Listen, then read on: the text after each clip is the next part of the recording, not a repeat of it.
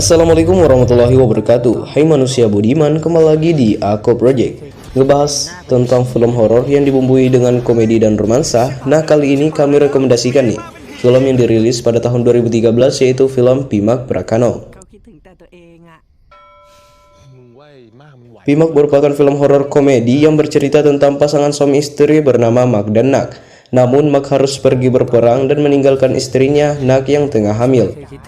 Namun saat Mak pergi, ternyata Nak meninggal saat ia berusaha melahirkan anaknya sendiri. Film ini diadaptasi dari cerita rakyat horor Nang Nak, di mana settingan film ini berada pada tahun 1850 sampai 1860-an, pada saat perang negeri Siam masih berlangsung. Ya udah, daripada berlama-lama, mari kita mulaikan. Tapi tunggu dulu. Karena konten ini adalah konten full spoiler, jadi kami ingatkan untuk menonton filmnya terlebih dahulu. Karena feel menonton film sangat berbeda dengan feel menonton spoiler.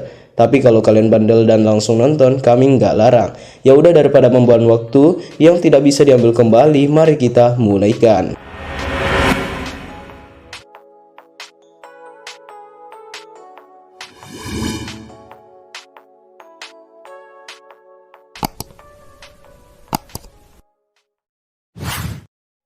Di suatu daerah bernama Prakanong di negeri Thailand, kisah ini bersetting pada abad ke-19, di mana saat itu terjadi perang antar negeri Siam dengan negeri asing.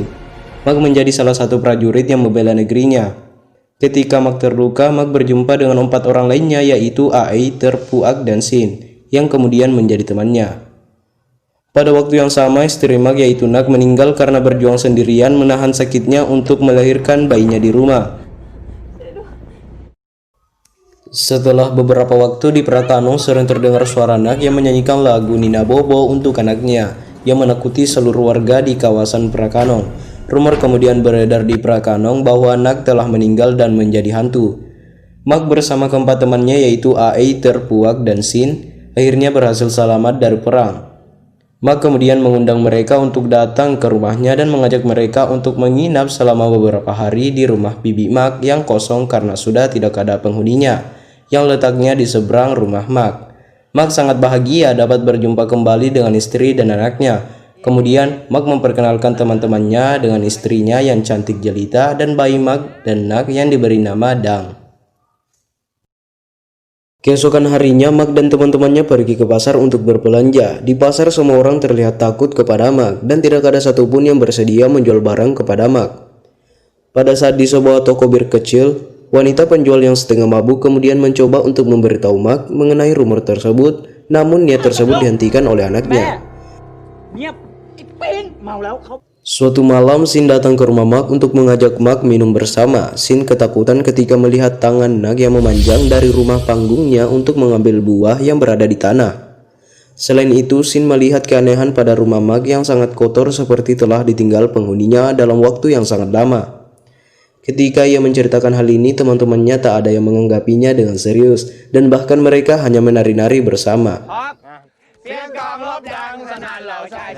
Pada saat itu tidak ada satupun dari mereka yang menyadari adanya mayat si wanita penjual bir yang mengambang di dekat mereka.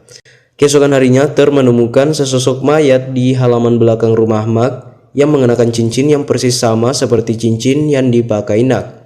Ter pun berlari untuk memberitahu teman-temannya, tapi saat itu Ter menyenggol sarang lebah yang membuatnya tersengat oleh lebah, yang membuat wajah Ter membengkak. Karena wajahnya membengkak, Ter sulit untuk memberitahu mereka karena mulutnya ikut membengkak. Ter pun mengambil kertas dan pena untuk memberitahu teman-temannya. Kedua teman-temannya mulai mempercayai apa yang diucapkan oleh Sin dan Ter.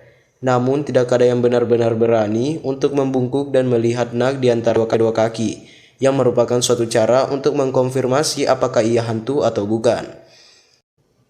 Pada saat malam hari, Mak mengajak teman-temannya untuk memakan makanan yang disediakan Nak, tapi makanan itu bukan makanan sungguhan. Karena yang disajikan di situ adalah setumpuk daun kering dan ulat. Aai, Ter, Puak, Sin pun merasa takut dan jijik, tapi karena takut kepada Nak, mereka pun memakannya.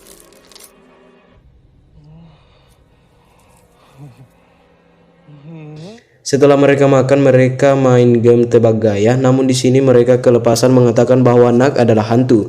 Mak yang marah dan tidak terima istrinya disebut hantu langsung mengusir mereka dari rumah bibinya. Atas nama persahabatan, mereka tidak dapat pergi membiarkan Mark begitu saja bersama hantu Nak. Oleh karena itu, mereka kemudian berunding untuk menyadarkan Mark bahwa Nak telah berubah menjadi hantu.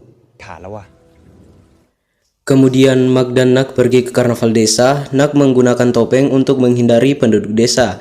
Di sini teman-teman Mark mulai menjalankan misi mereka. Pada suatu arena rumah hantu, mereka menculik Mark untuk menjauh dari Nak. Ketika misi mereka berhasil membawa kabur Mark, tiba-tiba luka perang Mark di bagian dada terbuka kembali. Pada saat itu mereka melihat cincin yang dipakai Mark sebagai liontin kalung yang sangat mirip dengan cincin mayat yang ditemukan Ter di halaman belakang rumah Mark. Karena curiga, mereka melemparkan beras suci ke arah Mark. Mark menjerit keras sehingga mereka menjadi yakin bahwa Mark adalah hantu yang sebenarnya, bukan Nak.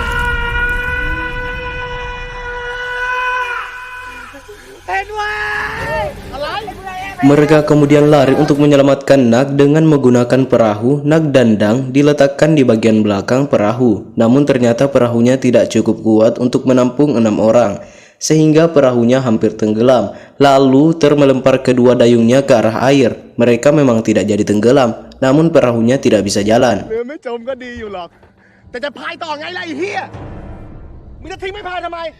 Pada saat itu muncullah Mark di tepi sungai yang mendekati mereka. Mereka panik, namun tidak disangka Mark malah tenggelam. Mark kemudian diselamatkan oleh mereka. Mark menjelaskan bahwa hantu tidak mungkin tenggelam dan dia menjerit karena mereka lah yang telah melempar beras suci pada lukanya.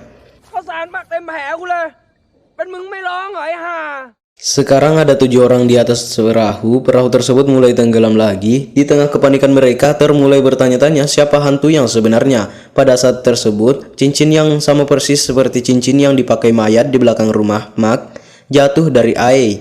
Ae pun dituduh hantu dan ditendang keluar oleh Ter. Namun mereka yang ketakutan dan mendayung dengan tangan menjadi frustasi. Tiba-tiba dari belakang Nak menjulurkan dayung yang sebelumnya sudah hanyut jauh. Dayung tersebut kemudian diberikan kepada Ter yang duduk di muka perahu. Ter langsung terhenyak. Kemudian dia berdiri dan membungkuk untuk melihat di antara kedua kakinya.